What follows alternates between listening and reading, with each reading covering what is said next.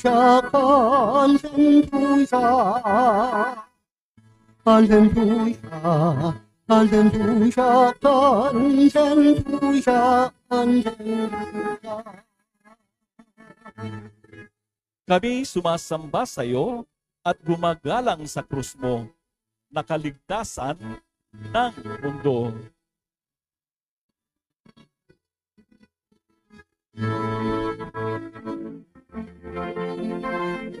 Kanten tu sha, kanten tu sha, kanten tu sha, kanten tu sha, kanten tu sha, kanten tu sha, kanten tu sha.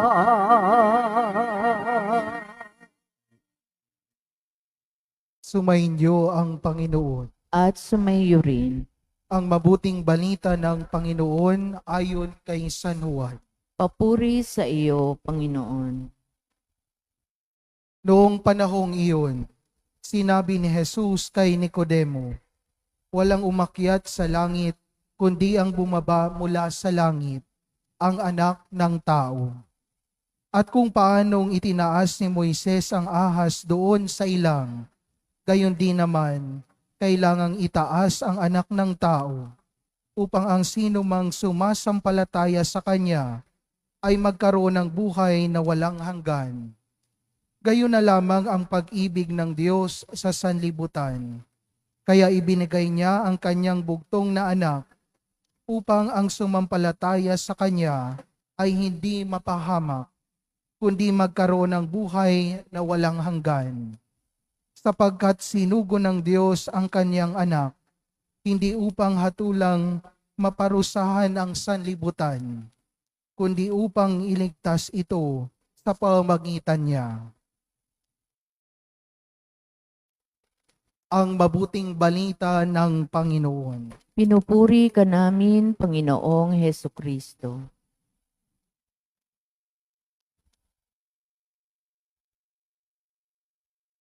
Good evening po sa inyong lahat. At tayo po ay nakikiisa sa buong bansa at buong mundo na rin sa pagdiriwang ng ating napakaganda, napakalalim na debosyon sa mahal na pong Jesus Nazareno. Kaya batiin natin ang mga katabi natin ng Happy Fiesta. Fiesta ng buong bansa rin ngayon at palakpakan natin ang ating mahal na pong Jesus Nazareno. Malakas na palakpak para sa Kanya. Tingnan ko nga kung ang mga taga-Olap ay marunong pa rin sumagot. Viva pong Jesus Nazareno! Viva! Viva pong Jesus Nazareno! Viva! Viva pong Jesus Nazareno! Viva! Malakas na palakpak muli para sa ating mahal na pong Jesus Nazareno. Parang kinuhugot ko na yung huling hininga ko. And kagabi pa ako sumisigaw sa luneta ng Viva. At kaninang hapon sinamahan ko si Kuya Roldan, ang ating sakristan mayor dahil birthday niya ngayon, kasabay ni Father Doji, at yung ating sakristan na si EJ. Mga may birthday ngayong araw. Meron pa bang may birthday sa inyo ngayong araw na ito? Dapat pangalan nyo Nazareno, Nazarena, no? Nazareno. Pero kahit na hindi Nazareno ang pangalan natin, lahat tayo, lalo na mga Pilipino, dahil hindi lamang po nationwide ang celebration, worldwide. Ako po ay naimbitahan na maging spiritual director ng The Nazarene Group ng mga kababayan natin sa Singapore. Meron din po tayo last year na imbitahan sa Australia. Marami hong mga kadiboto nating Pilipino sa iba't ibang panig ng mundo. At tandaan ho natin, kahapon pa namin pinapaulit-ulit ni Dr. Gain Saloneta, yung tatlong mahalagang salita. Hindi lang debosyon. May dalawa pang kasunod yon, debosyon, traslasyon, misyon. Yun yung tatlo. Hindi tayo dapat naiiwan lang, hindi tayo dapat meron lang debosyon. Ano yung traslasyon? Ito yung ginagawa ngayon na di ko alam kung anong oras matatapos sila. Dahil ho sa tindi ng kanilang kilos at bugso ng damdamin, mukhang matagal-tagal pa ho itong kanilang paglalakad. No, ito yung traslasyon. Aminin ko sa inyo, nung ako'y bagong pare at nag-MC na sa Luneta, ako'y itinama. Sabi ko, welcome sa ating translasyon. Na Father, mali ho, hindi translasyon, traslasyon. Ang paglilipat. Ginugunita taon-taon ang paglilipat mula sa Luneta sa Bagong Bayan sa Intramuros papunta sa kanyang pampalagian ng tahanan sa Quiapo. Yun yung ginugunita ng dalhin ng imahen mula Intramuros papuntang o mula Bagong Bayan papuntang Quiapo. Traslasyon, paglilipat. At paano natin gagamitin itong salitang ito? Yung debosyon kasi, eto na tayo. Pero ang paalala ho, ang debosyon sa Nazareno hindi lang pag Biyernes, hindi lang pag 9 ng Enero. Nakakatuwa ho. Siguro si Father Marvin sasabihin niya, ang dami natin ngayon ha. Hindi naman ho ganito talaga ang dami ng nagsisimba kapag Biyernes, regular Friday. Pero talaga namang hong ang debosyon sa itim o mahal na pong Jesus Nazareno, hindi na ho itinama ng simbahan, hindi na itim na Nazareno, mahal na poong Jesus Nazareno.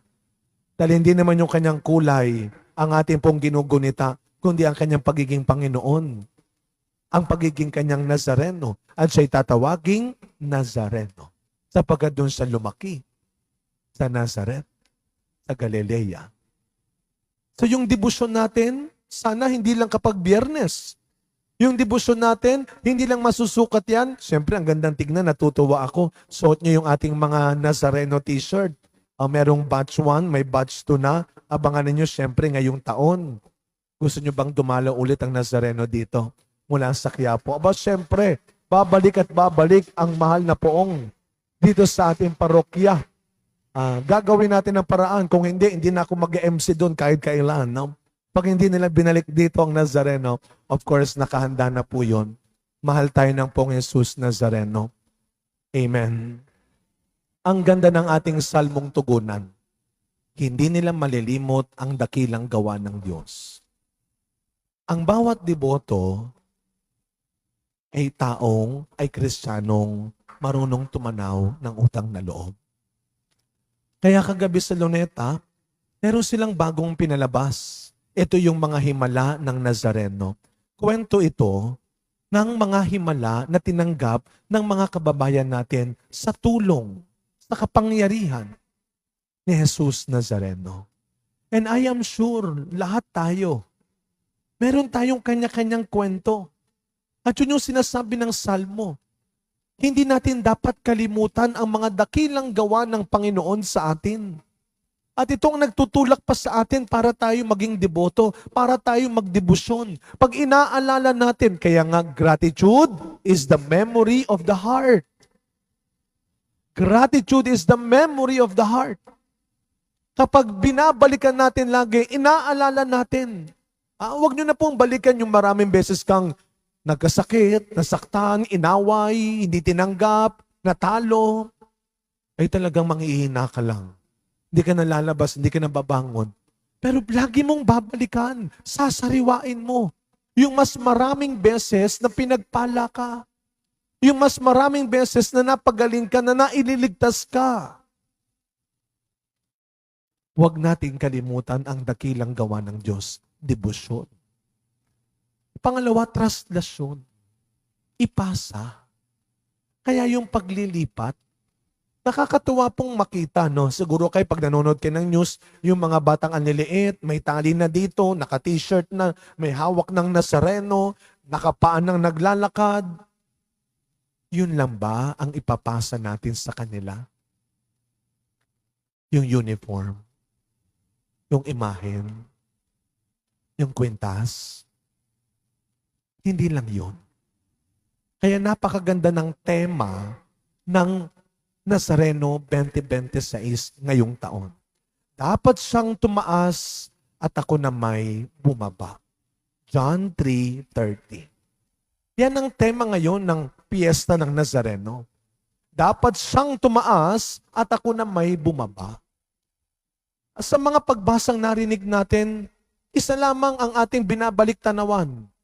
Ang kababaang loob ng ating Panginoong Hesukristo na pinasan niya ang kanyang krus hanggang kamatayan.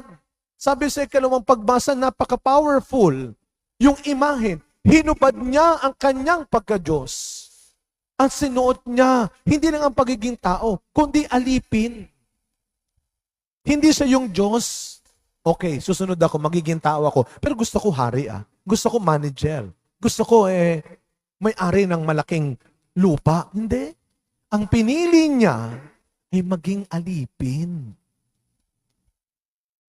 At yun, ang pinapaalala sa atin, sino man ang nagpapakababa, ang siyang itataas. Kaya huwag tayong matakot sa mga gawain na hindi kapapalitan ng kasikatan, ng papuri, ng presyo, ng halaga, ng posisyon. Huwag tayong matakot na maglingkod tayo, tumulong tayo, magbigay tayo sa kabila ng hindi tayo napapansin, napupuri, nababati. At katulad ni Kristo, kuminsan, ikaw pang sasaktan. Ikaw pa ang mapapasama. Yun ang ipinapasa natin, lalo na sa mga bata, kabataan. He came to serve, not to be served. Anong sabi ni Juan Bautista? Yung tema, yun ang sinabi ni Juan Bautista, the greatest prophet. Dapat siya ang tumaas at ako ay bumaba. Yung pangatlong salita, debosyon, traslasyon, misyon. Hindi pwedeng hanggang debosyon lang tayo. Hindi pwedeng ipapasa na lang natin, tapos na ako, bahala ka na, ikaw na dyan. Hindi. Hindi pwedeng ituturo mo na lang sa iba. Hindi pwedeng ipapasa lang sa iba. Dapat wag mawawala sa atin yung pinakamahalaga na tuwing tayo ay magmimisa, sa dulong bahagi ng misa, ito ang pinapaalala sa atin, go and spread the good news. Go and do your mission. Kaya, sana ngayong taon na ito, mga kapatid, hilingin natin sa Pong Jesus Nazareno na palalimin niya, palakasin niya ang ating debosyon. Gabayan niya tayo sa mga ipinapakita at ipinapasa natin sa iba, lalo na sa mga bata. At panghuli, sana tulungan niya tayo sa mga pagkakataong tinatamad na tayo na magmisyon.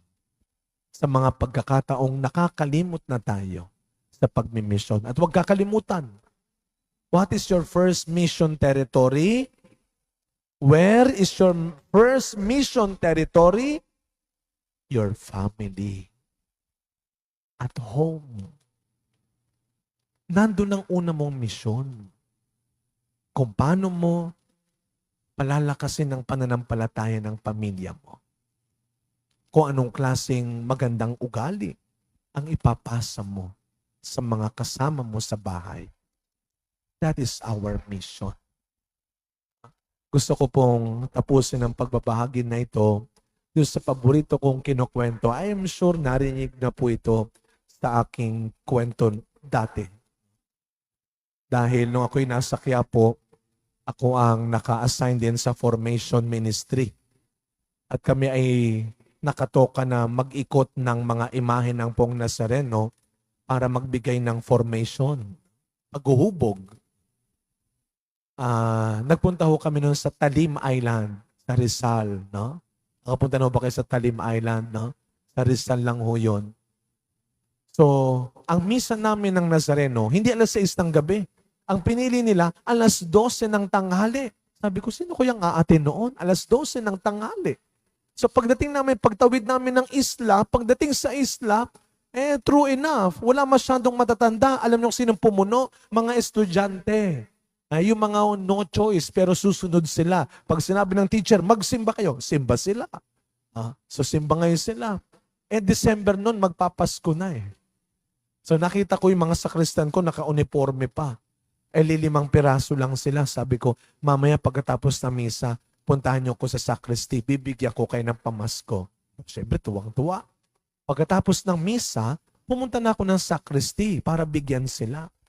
Pagpunta ko ng sacristy, nagulat ako. Mahigit 20 na sila. Sabi ko, kanina 5 lang kayo Bakit tumami kayo? Sabi ko, anyway, magpapasko na naman. O sige, Merry Christmas. 20-20 lang naman. Merry Christmas, Merry Christmas. Aba, yung isa sa kanila, pagtanggap ka lang mo, nanalo ng jackpot Yes, thank you, Father, thank you. Talon-talon pa siya, tapos takbo siya. So ako na, curious, tinignan ko kung saan pupunta. Lalo ako nagulat nung nakita ko. Sabi niya, bilis, nagbibigay, dali, punta kayo. Sabi ko, sira ulo ito. Nagtawag pa. Mga kapatid, yun ang puso ng tunay na deboto. Hindi lang siya na naiisip niya na sana kung paano ako pinagaling ng Jesus Nazareno, ikaw din. Na sana hindi lang yung pamilya ko ang guminawa, sana sila rin. Na sana hindi lang ako ang maligtas, sana yung asawa ko rin, yung tatay ko, yung mga kapatid ko. Yan ang misyon natin pare-pareho. Mabubuo ang pagdiriwang na ito kung hindi natin kakalimutan ang malalim at matibay na debosyon sa isang mabuting pagpapasa sa traslasyon ng buhay natin. Dahil sa dulo, hahatulan tayo ng Diyos kung sino ang nagsikap maging tapat sa misyon natin bilang deboto. Amen.